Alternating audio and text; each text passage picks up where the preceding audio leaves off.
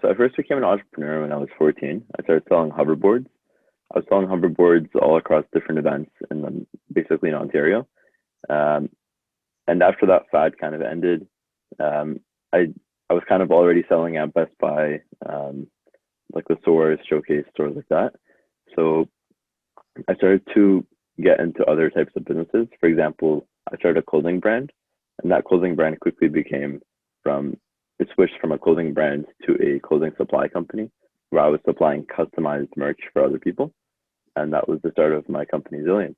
And along the way, I had a lot of other companies such as property maintenance, some failed app ideas, and bubble soccer business, and things like that.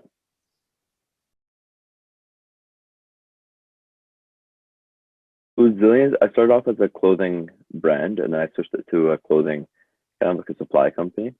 Um, the resources that I had available to me were mostly from my hoverboard business, because I used the money from that to start Zillion.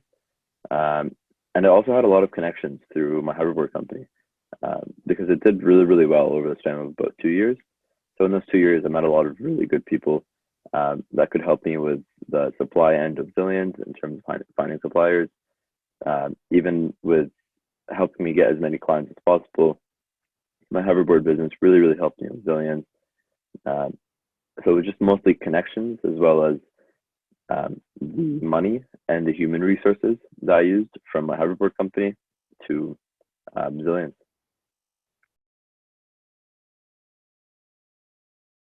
Um, I would say the biggest way I manage or minimize my risks is I if I have something that's very risky, I kind of consult other entrepreneurs, um, and I kind of just I do some calculations. So, for example, like say I'm buying like 20,000 blank masks because we'll be customizing them for clients.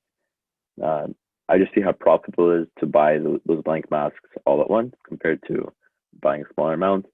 I just always want to make sure that I'm minimizing the risk and how much I can afford to lose. It's better if I'm losing more, but sometimes, like for example, on masks, I can afford to lose more, um, because they're pretty high profit.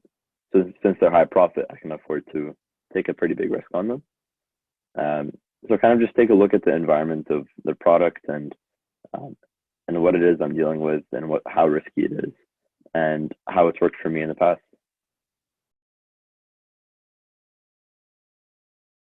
The biggest challenge to form partnerships for dealing to help get the business off the ground.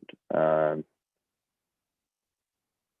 I'd say the biggest challenge is having people take me seriously. Um, it like for example, like it was like I was still pretty young and like when I first started Zillions, and it was a clothing brand, and a lot of people have clothing brands in Toronto, so it wasn't like anything crazy unique. It only became unique once I figured out what it was that was unique about the business, which was my supplier as well as um, the way that we were marketing out so quickly. Um, so the biggest challenge I faced was just having people take everything seriously when it was really just such a small company, and then making it something unique. And the way I did make it unique is by switching to clothing customization instead of a clothing brand. Um, yeah,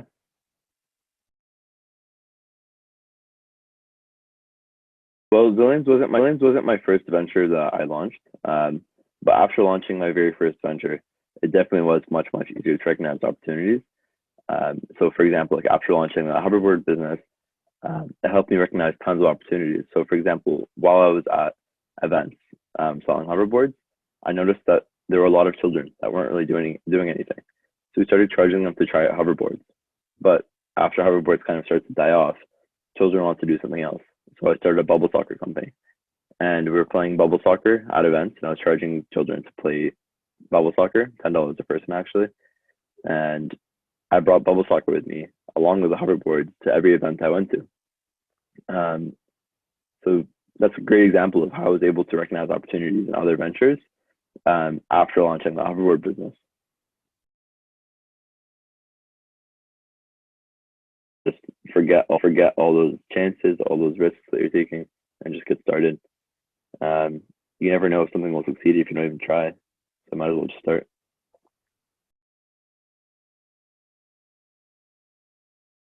because as the landlord raised the price of rent, and I don't really need such a big office anymore since you couldn't even be in like office spaces anymore for about 2 years.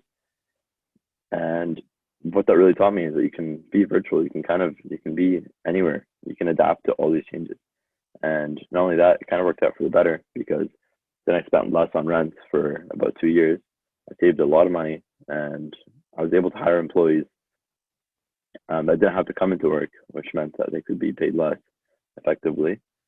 It kind of teaches me to expect unexpected and to just try to analyze how much you can really lose through a risk.